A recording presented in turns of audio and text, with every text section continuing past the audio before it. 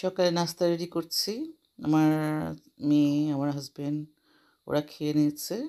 আমি একটু লেট করে নাস্তা খাই। তো এই যে আমার নাস্তা একটা ব্রেড, কলা। আচ্ছা, তারপর অনেকে জানতে চেয়েছেন আমাদের চা এত কেন মজা হয়।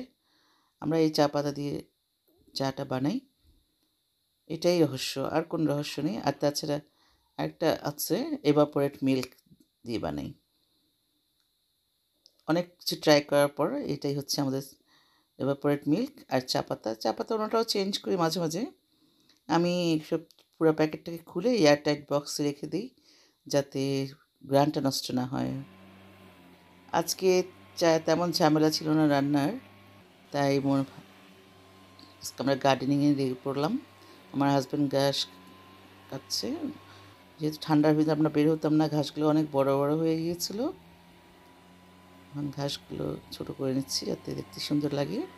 গাছ লাগাবো, হয়তো বারবিকিউ পার্টিও করবো। গার্ডেনটাই দেখুন কত বড় বড় হয়ে গেছে ঘাসগুলো। বিকেলে আবার ডেলিভারি চলে আসছে, ডেলিভারি দিয়ে গেল।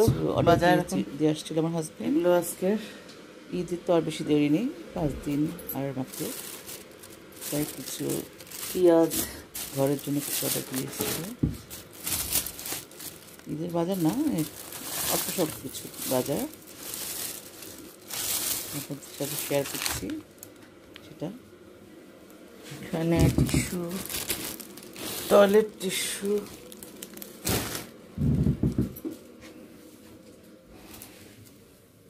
এখানে মাংস,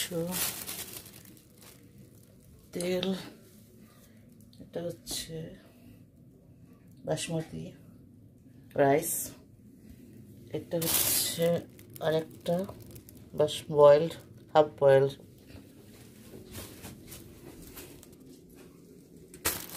এটাও সেই হাফ বয়েলড।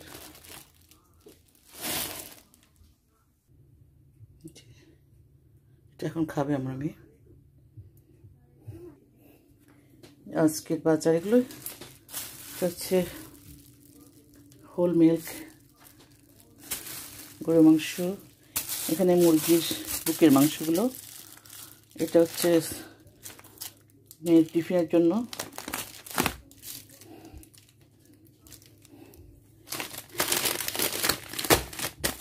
এটা হচ্ছে চিকেনের burger fillet, peri peri, hot peri peri,